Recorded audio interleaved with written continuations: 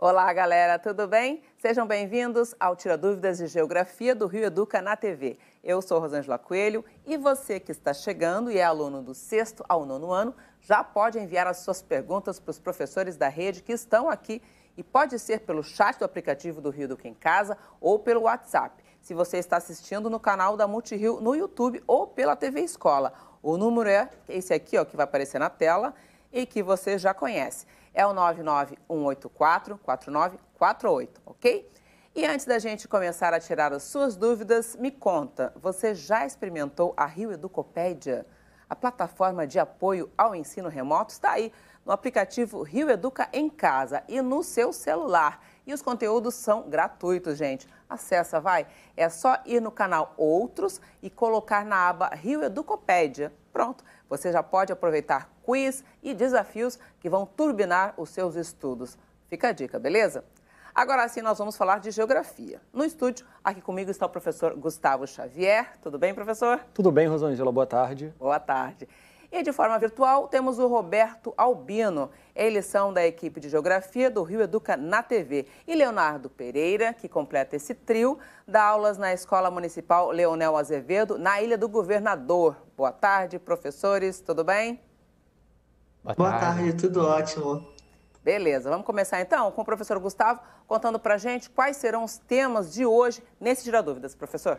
Hoje os temas são muito interessantes, porque a gente vai falar sobre os conceitos da geografia.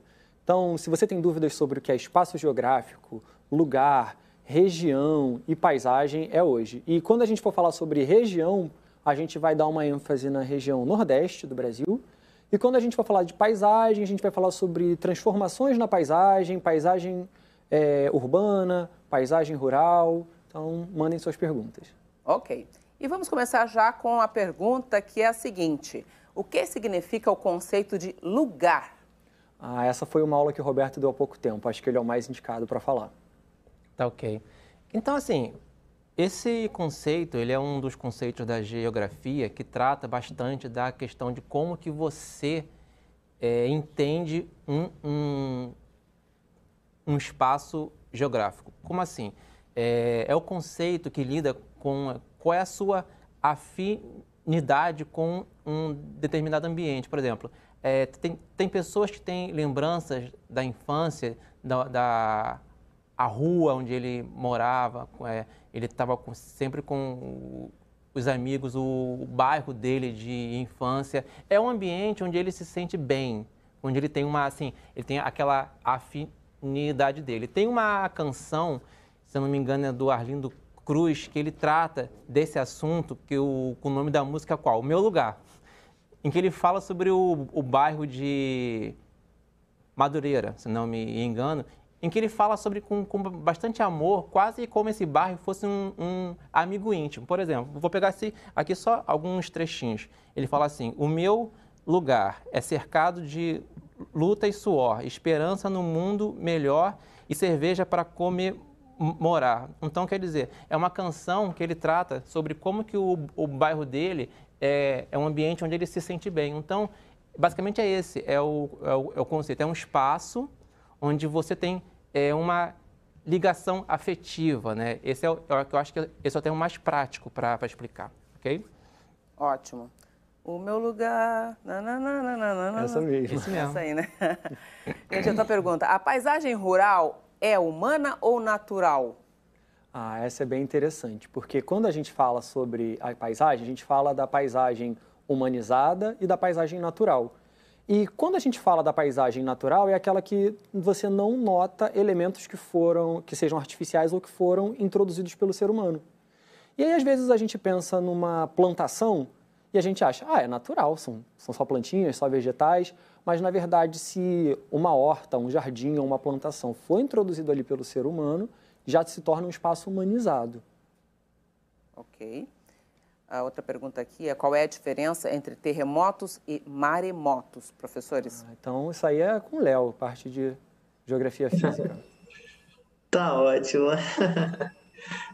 Então, nós temos na crosta, né, na superfície terrestre, placas tectônicas. O Gustavo até trouxe para a gente na aula passada, né, um esqueminha onde parecia um quebra-cabeça, né? Que as placas tectônicas, ele conseguia sair, né, desse quebra-cabeça e ele ilustrava muito bem. Por meio dessas placas tectônicas, né, como se fosse uma casca de um ovo, né, bem fininha, essa crosta, ela se movimenta, tá? Ela está em constante movimentação. E essas placas tectônicas, elas podem se convergir uma com as outras, então se colidirem, e aí a gente vai ter um terremoto de uma intensidade muito grande, porque elas estão se colidindo. Elas podem ser transformantes, ou seja, uma transcorrer entre a outra, ou elas podem se afastar, tá? E é justamente o encontro dessas placas, né? A relação que uma placa tem com a outra é que a gente vai ver e observar os terremotos, tá? Só que esses terremotos eles podem acontecer tanto em áreas continentais, ou seja, distante dos oceanos, ou nos oceanos. Quando o encontro dessas placas acontece nos oceanos, nós chamamos de maremotos. E pode acontecer até estes tsunamis que a gente vê, às vezes, ocorrendo em alguns países, né? Então, basicamente, a diferença é essa entre terremotos, maremotos e como ocorre também esses abalos sísmicos, né? Que vêm por meio dessas falhas geológicas, que são as placas tectônicas que recobrem a superfície terrestre. O professor Gustavo fez um desenho. Explica pra gente o que é isso aí, professor. Sim, vamos lá. Então, aqui eu tenho a placa continental e aqui uma placa oceânica, com o oceano por cima. Onde a gente tem esse choque de placas, a gente pode ter uma ruptura, né, quando racha um pedaço da placa. E esse lugar a gente chama de hipocentro. E quando a gente projeta ele para a superfície, a gente tem o epicentro. E é a partir dele que as ondas, né, se espalham. Então, aqui eu teria um terremoto, como o Léo falou, né, crosta continental. Agora, quando eu falo de crosta oceânica, eu tenho o hipocentro, eu tenho aqui na superfície o epicentro e vai se dar aqui embaixo da água. E aí, quando o Léo fala da tsunami, né, isso aqui desloca a água, forma uma onda e conforme você vai chegando perto do continente, vai subindo, diminui o espaço, então aumenta a pressão. Então, são ondas que vão muito longe e causam grandes desastres. Ok, beleza, gente? Uma pergunta para os professores agora, que não está nem no script aqui, ó. Vocês conhecem o jogo Minecraft? Temos um especialista. Temos um especialista? Então tá, porque o Jonathan quer saber como podemos ver a geografia no jogo do Minecraft. O professor Roberto, ele grava gameplays, ele grava vídeos sobre Minecraft. É o nosso especialista. Eu já sou um senhor, não estou tão antenado. Cringe, já somos antigos já, né? Eu acho que eu sou antes dos millennials ainda, mas o Roberto pode falar bastante pra gente sobre isso. Valeu. É o seguinte, eu conheci esse jogo, né, durante a pandemia. Eu sabia que ele existia, mas não tinha interesse e tal. Aí eu conheci o jogo, né, através de um sobrinho. E aí, quando eu comecei a experimentar, eu pude perceber que, basicamente, ali você transforma o espaço. É um dos conceitos que a gente vai ver hoje. Eu vou até dar uma adiantada, eu vou usar aqui essa pergunta para explicar isso também. Por quê? Como que a gente pode fazer? Como que eu fiz? No caso, o meu, que é exemplo particular. Eu usava o jogo, né? Eu gravava me chamar gameplay. A jogatina. E aí, enquanto eu usava o jogo, eu explicava como que eu estava transformando o espaço. Porque ali você pode plantar, desmatar, construir, interagir também com outras pessoas. Então, ali, basicamente, você trabalha bastante o conceito de transformação. E como que você, no caso, o aluno perguntou, como que eu posso usar isso a meu favor? Que é simples, tenta aplicar os conceitos da geografia que você aprende dentro do Minecraft. Como que você pode fazer isso? Quando você transforma o espaço, que basicamente o jogo, você constrói o seu mundo.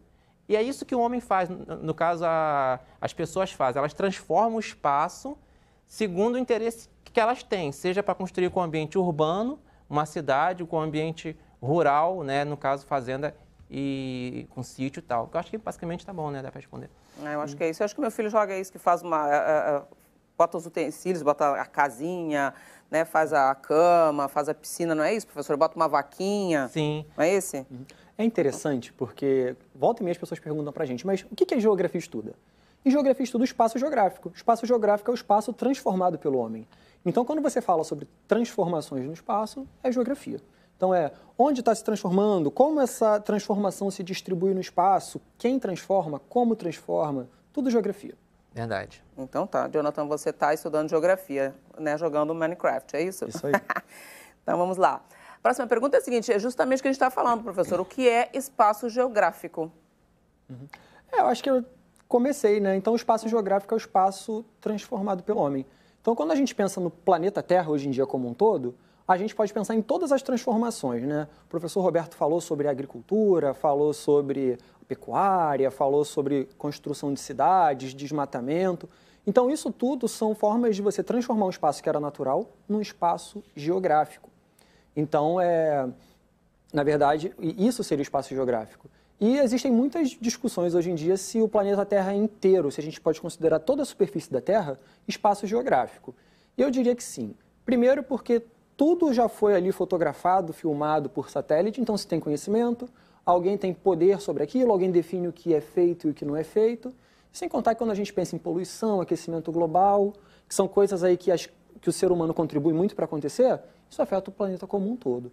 Então, quem estuda espaço geográfico estuda o planeta inteiro. Ok. A outra pergunta é a seguinte, ainda existem paisagens naturais hoje em dia, professores? Então, quando a gente pensa nessas transformações da paisagem, a gente pensa muito em geografia física, em solo, relevo, no uso da água, e aí eu acho que Léo é mais indicado. Ótimo. Eu acho que é isso, né?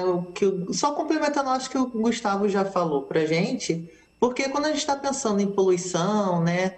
A gente vai pensar na transformação da química da chuva, né? Da água da chuva, que vão ser chuvas ácidas. Então, se a gente tem, por exemplo, a nossa atmosfera poluída, que foi por meio da modificação do homem, né? Através das poluições, a gente vai ter essa poluição não ficando só nas cidades.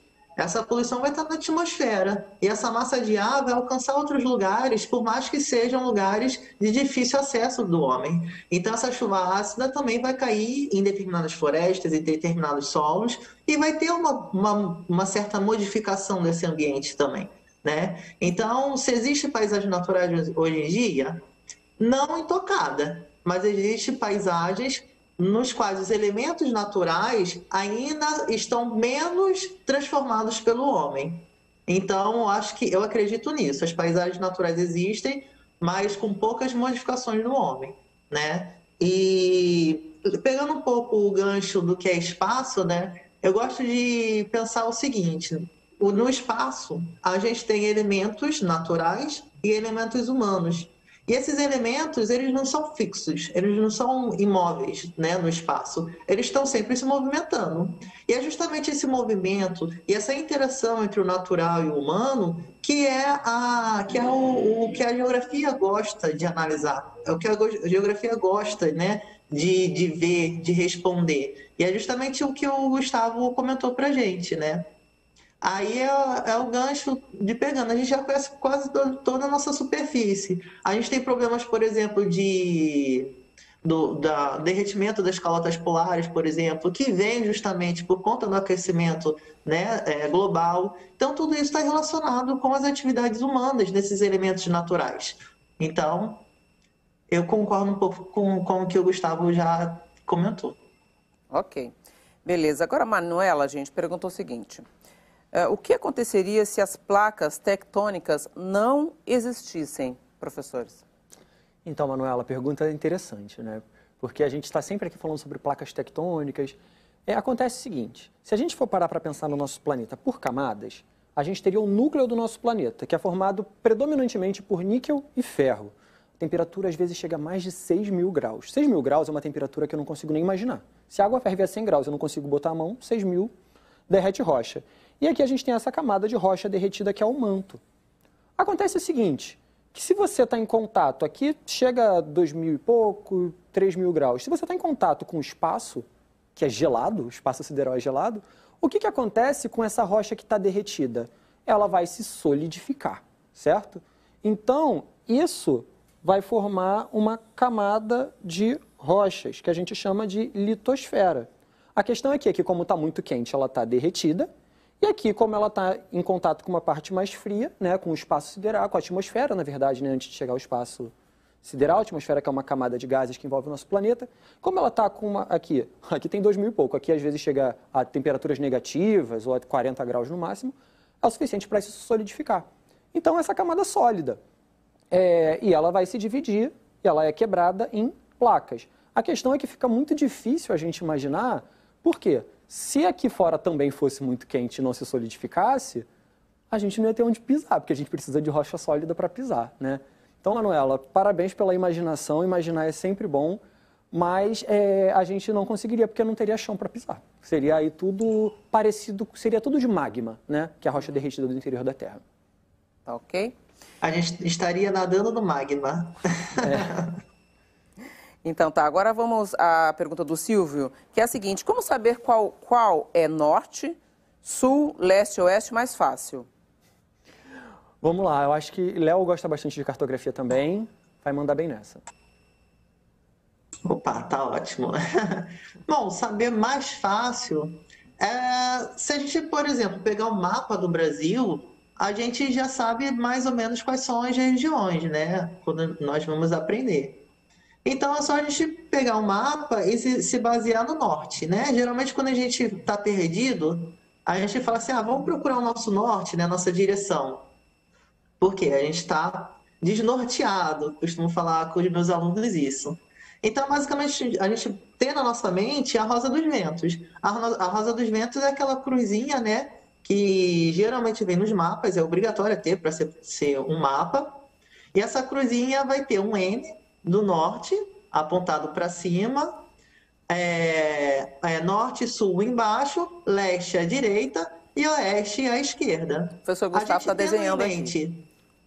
Esses pontos cardeais, né, a gente consegue nos localizar, né, perfeitamente no espaço, né, sem precisar muito do auxílio do GPS, né, somente com o mapa a gente consegue ter essa localização. E a partir da relação, né, entre esses pontos cardeais, a gente consegue ter outros direcionamentos, como Nordeste, Sudeste, Noroeste, enfim. Eu acho que a gente tem no Norte, Sul, Leste, Oeste, né, a Rosa dos Ventos gravada, a gente consegue ter essa facilidade no entendimento. A gente pode descobrir também esses pontos cardeais a partir do Sol? De onde o Sol nasce? Isso, ótimo, perfeito. O Sol nasce no leste, né? Então, através desse elemento, a gente consegue também nos localizar no espaço, né? Então, a gente tem que saber a direção que o Sol nasce, né? Sempre falo isso para os meus alunos também. E isso funciona no nosso dia a dia também, né? Quando a gente quer comprar uma casa, por exemplo, geralmente a gente quer o amanhecer, né? A janela virada para o amanhecer. Então, isso está relacionado com o nosso dia a dia também. Assim, né, como o Léo falou, as bússolas elas vão apontar sempre para o norte. Tem jeito de fazer bússola caseira, quem quiser pesquisar. E o Sol ele se põe para oeste e nasce para leste, aproximadamente, como o Léo disse. Então, se você, Silvio, acorda cedo, põe a sua mão direita na direção que o Sol está nascendo. Automaticamente você está com a sua mão para leste, de frente para oeste, de frente para norte, gente, de costas para o sul e a sua mão esquerda está para oeste. Se você acorda mais tarde, não vê o sol nascendo, você joga a sua mão esquerda para onde o sol está se pondo, automaticamente, de frente para o norte, de costas para o sul e com a mão direita para leste. Isso eu aprendi assim, é super fácil, bem mais fácil. Outra pergunta do André agora, qual é o maior continente do mundo? Vamos lá.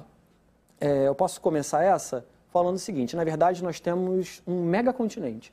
Se a gente pensa em continente, a gente pensa numa massa de terras que está para fora da água, está acima da água.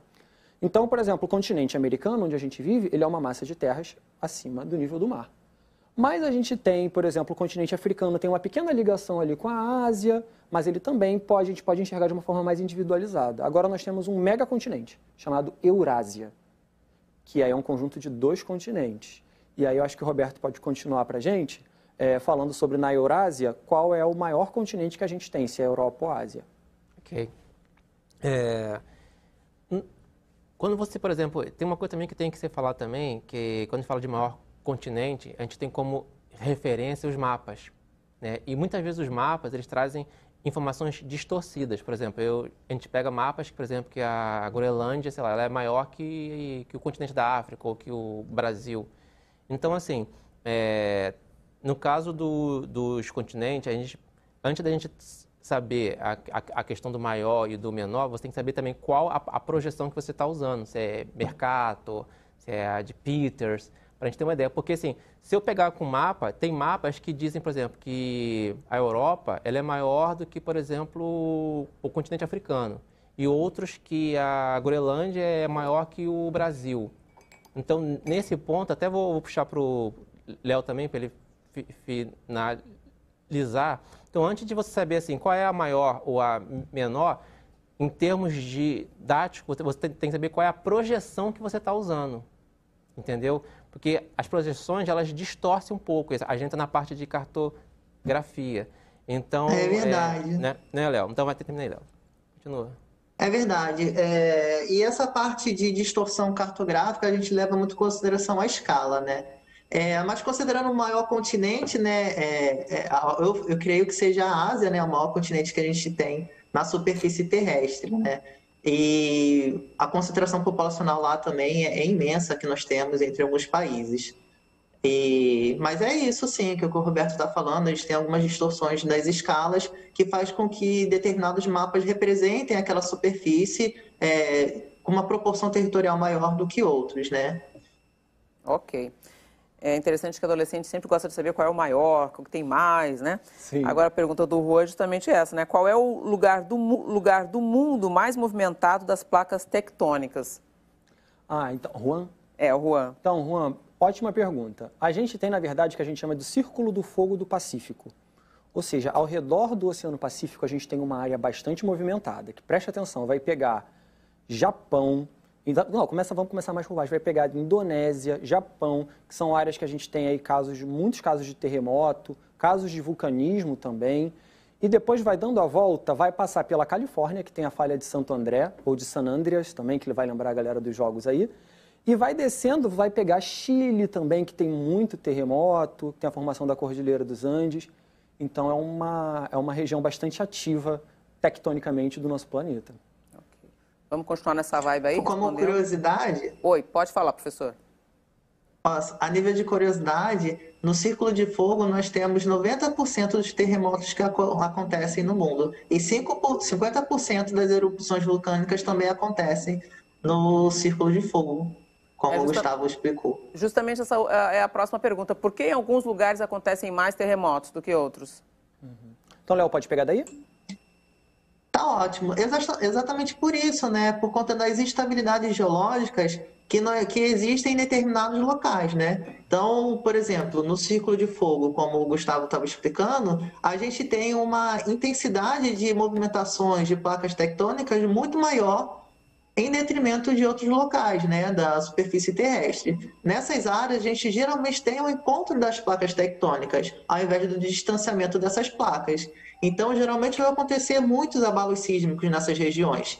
E como é uma extensa área, a gente vai ter abalos sísmicos que vão ocorrer desde em áreas continentais, né, ocorrendo os terremotos, tanto quanto também no interior dos oceanos, né, provocando aí possíveis tsunamis. Então, justamente nessas áreas de intensas atividades geológicas, né, de intensas movimentações dessas placas tectônicas, a gente vai ter a ocorrência dos terremotos. Professor Gustavo. Então, as placas, elas têm encontros diferentes e elas também se movem em velocidades diferentes. Por exemplo, a gente aqui na América do Sul se afasta entre 2 e 3 centímetros por ano da África, que é o caso dos limites divergentes. Esses limites a gente não vai ter tanto terremoto, né? Porque às vezes você tem uns falhamentos, umas compensações de terreno, mas não é tão forte. A gente tem os casos como em Santo André, na Califórnia, né, e também mais para norte dos Estados Unidos, que são as falhas transcorrentes. A gente tem terremoto também, mas ainda não é tão intenso quando a gente tem um movimento convergente. As placas que estão se chocando, porque aí elas se amassam, elas se dobram, elas se quebram, forma vulcão, é uma confusão danada. Ok, beleza. Na próxima vez o senhor traz o seu mapinha, né, professor? Eu acho que ele funciona legal para tudo que é pergunta. Sim, sim. Próxima pergunta é a seguinte: quais os fatores naturais que definem uma paisagem? Roberto, pode começar para a gente? Sim, posso. No caso, como que a pergunta se refere a somente fatores naturais, né?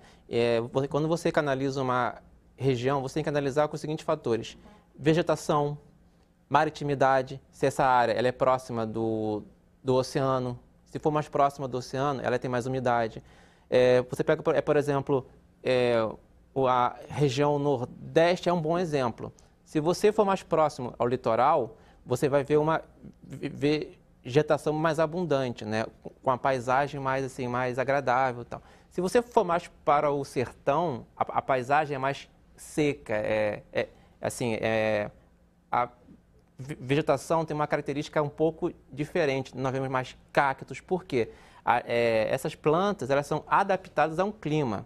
Então, se eu pudesse agora resumir, quais são os fatores? Nós temos o clima, que tipo o clima que tem nessa área, o tipo de relevo também, né? A gente pode citar aqui, por exemplo, o Planalto da Borborema, que fica na área de Agreste do Nordeste, como ele impede boa parte das massas de ar de chegarem ao sertão. Essa área do sertão ela é mais seca, por isso tem uma paisagem com solo mais rochoso, tem plantas adaptadas à seca, são os cactos e tal. Então, a gente pode falar o clima, relevo, vegetação, maritimidade, se for mais próximo do oceano, e continentalidade, se for mais distante do oceano, mais próximo do continente, tá ok? Acho que é isso aí. É isso aí. Próxima pergunta é a seguinte: qual o significado da palavra território, professores? Essa é a parte que eu gosto. É o que eu mais estudo. Quando a gente fala de território, a gente está falando sobre poder, a gente está falando sobre interesse, a gente está falando sobre recursos. Então, basicamente, o território ele é um recorte do espaço delimitado. Ele tem um limite.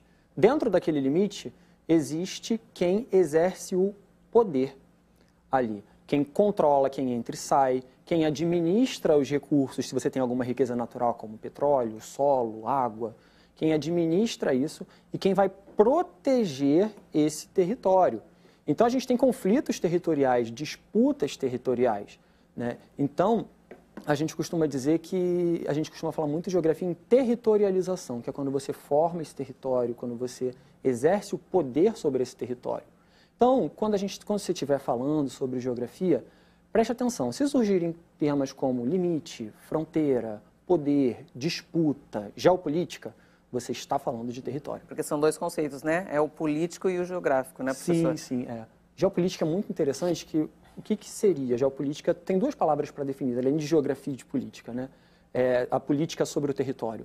Geopolítica tem a ver com os interesses que se tem em determinado território e com as estratégias que se utilizam para atingir esses interesses, atingir esses objetivos. Então, a gente fala da geopolítica do Brasil, por exemplo, eu já estudei um tempo geopolítica do Brasil para a África, os interesses do Brasil na África e como ele faz para conseguir atingir esses interesses naquele território. Geopolítica dos Estados Unidos, mas também existe a geopolítica das empresas, como as empresas fazem, né? Então, a geopolítica dos movimentos sociais.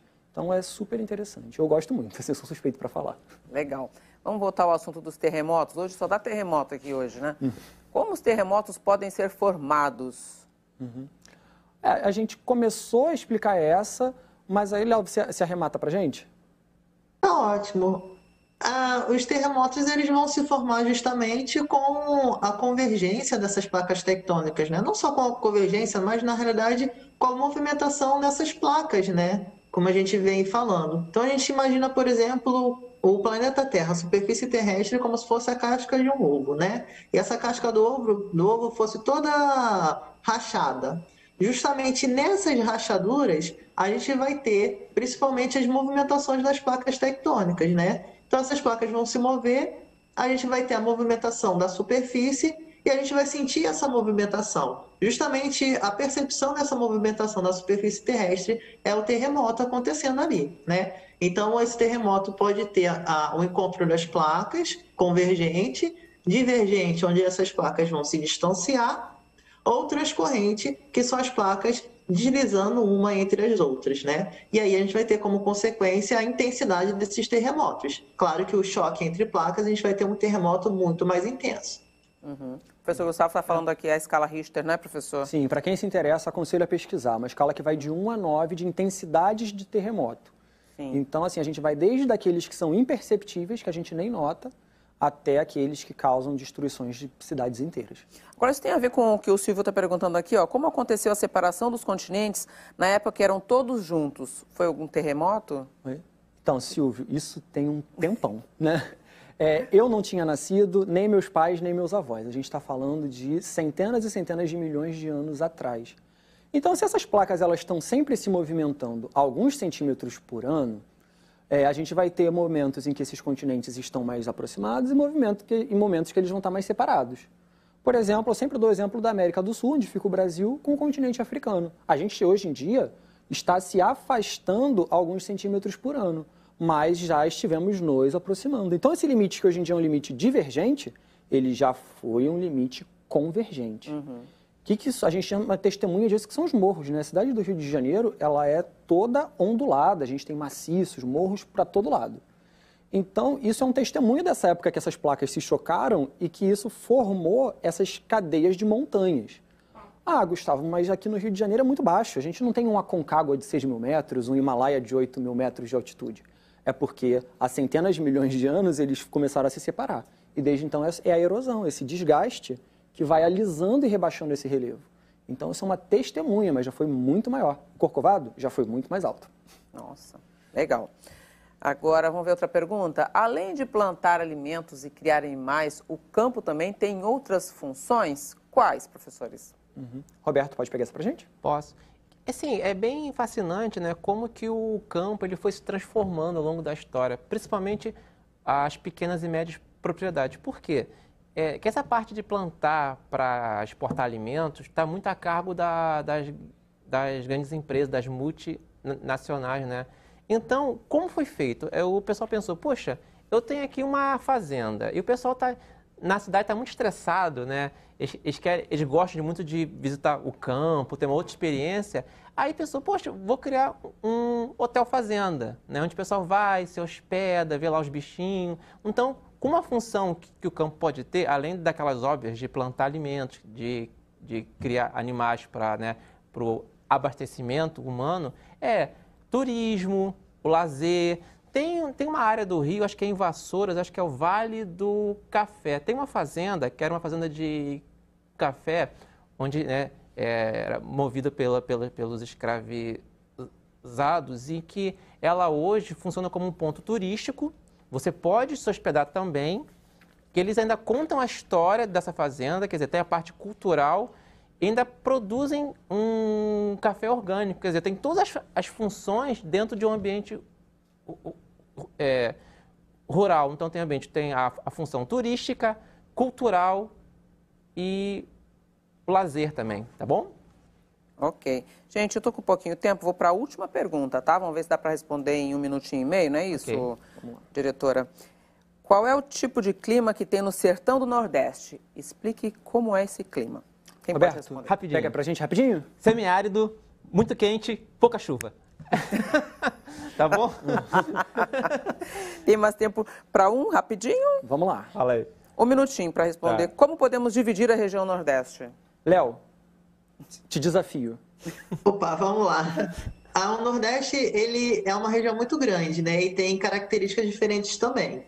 Ele pode ser meio norte, ele pode ser o sertão, ele pode ser também o agreste e tem a zona da mata, né? A zona da mata está relacionado com a parte litorânea, onde a gente vai ter muita proximidade com o oceano, então mais úmida.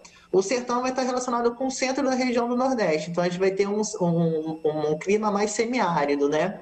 O meio norte vai estar muito próximo à Amazônia, então a gente vai ter uma área de transição aí do semiárido com o clima da Amazônia. E essas paisagens, essas subdivisões vão ter também características de uso diferentes, né? Enquanto a gente está muito próximo do continente, a gente vai ter uma parte maior da população habitando ali. Eu acho que eu estou avançando muito no tempo, né? Não, acho que não. Agora foi tranquilo. Professora, arrasaram. Obrigada. Professores nada. Leonardo, Gustavo e Roberto, muito obrigada pela participação nesse Tira Dúvidas de hoje e até a próxima semana, tá bem?